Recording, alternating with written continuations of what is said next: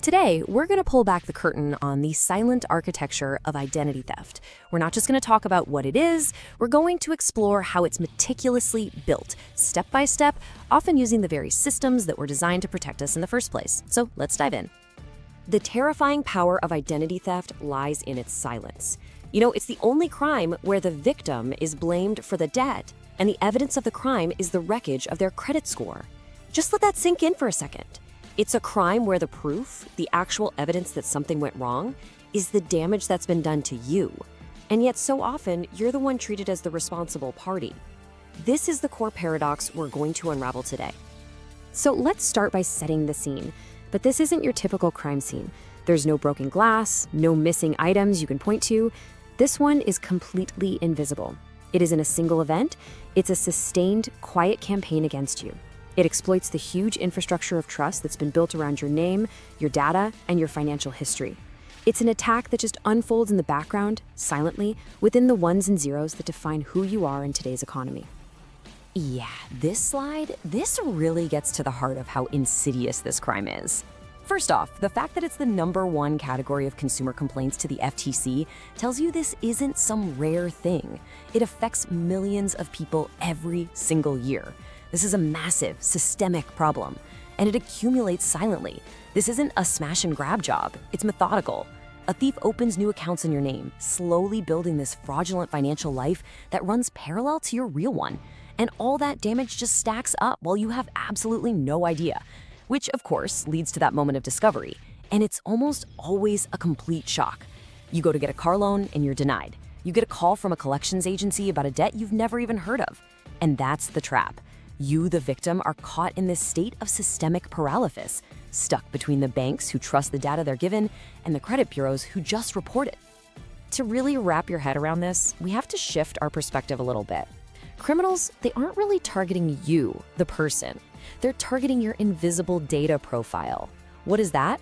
Well, it's the collection of all those little data points about you. Your social security number, your address history, your date of birth, your credit score, all of it. That's what represents you financially.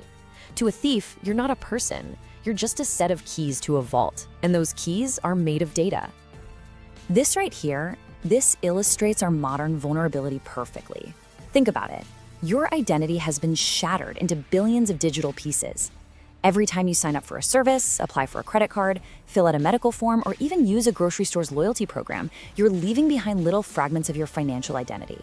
These fragments are scattered across countless servers and databases, and honestly, a lot of them aren't properly secured. This creates a massive hunting ground for criminals who are just looking to collect all the pieces they need. And this system doesn't just rely on cracking code. It preys on our own psychology. This chart shows us exactly how. The biggest slice here, a full 50%, is cognitive overload. Just think about it for a second. How many online accounts do you have? Dozens? Maybe hundreds?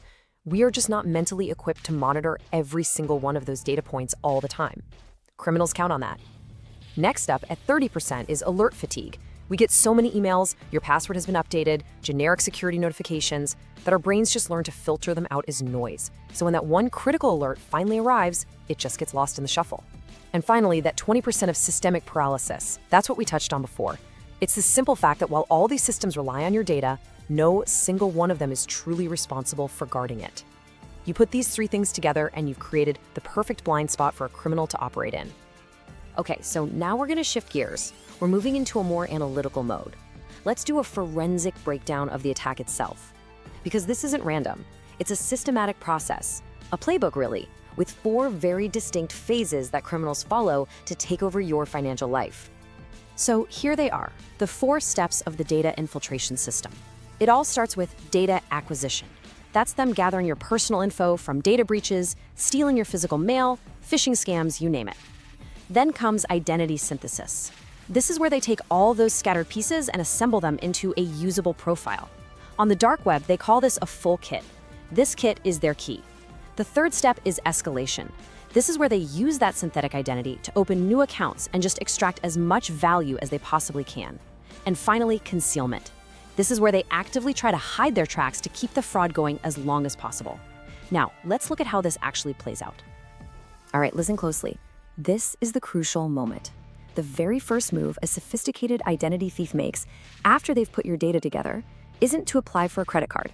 No, it's to change your mailing address with the post office. This is the single most pivotal act. Why? Because if they control your mail, they control the entire flow of information. They're the ones who see the new credit cards, the bank statements, the fraud alerts. You see nothing.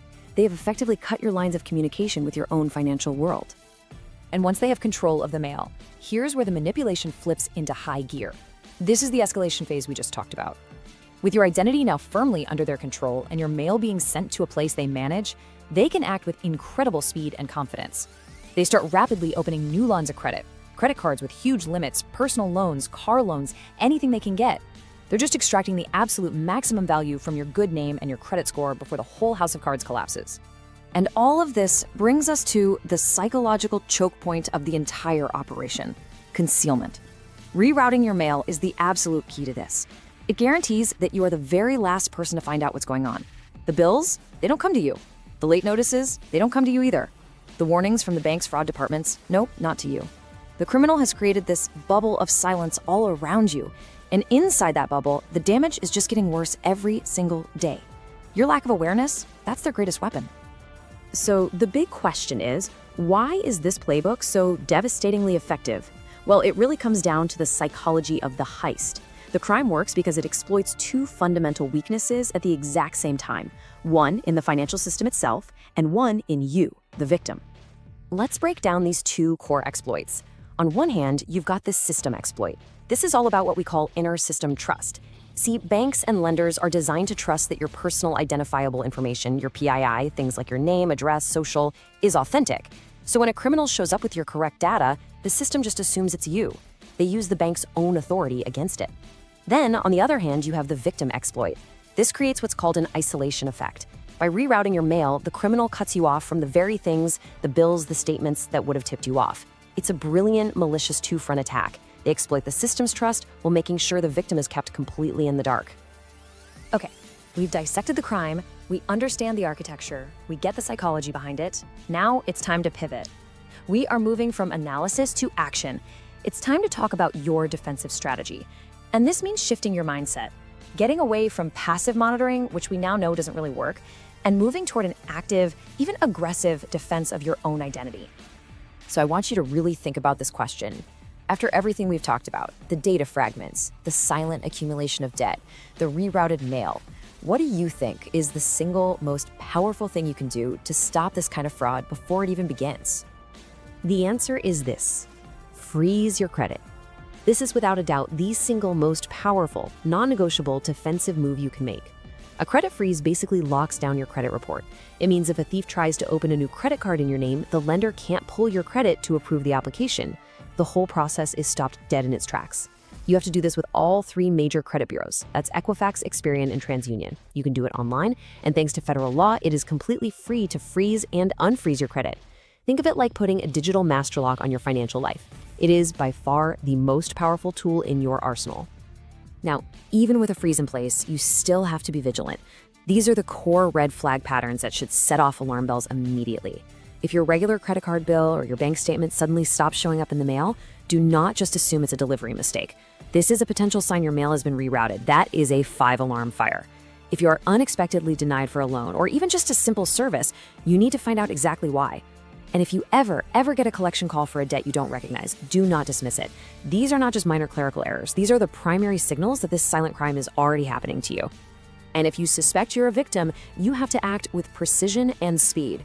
Follow what's called the 111 recovery rule. This is a mandatory evidence-based protocol. Step 1, immediately contact the fraud department of the company where the fraud happened. Your only goal is to get that account shut down instantly. Step 2, right after that call, go to the official government website, identitytheft.gov, and file an FTC identity theft report. This report is your legal proof. It's the official document you'll need for every dispute that follows. Do not skip this step. And step 3, place a 1-year fraud alert with one of the 3 credit bureaus. By law, that bureau has to notify the other 2. This alert basically tells any potential lenders to take extra steps to verify it's really you before opening a new account. This is your safe exit strategy to get back in control. So as we start to wrap this up, I want to leave you with a new way of thinking about all of this. We need to redefine what our identity really is in a financial context. It's not some abstract concept. Your financial identity is quite simply a portfolio of data points about you, and that portfolio is managed by third parties. And just like any other financial portfolio, it needs to be actively managed, protected, and monitored. Viewing it this way completely changes the game. It transforms you from a passive potential victim into an active manager of your own most valuable asset. And this brings us to our final takeaway, a simple protective mantra to guide your actions from here on out. Freeze your credit, secure your mail, and manage your data like it is cash. Because in the digital world, that's exactly what it is. It's the currency that criminals use to steal your financial life. Protect it accordingly.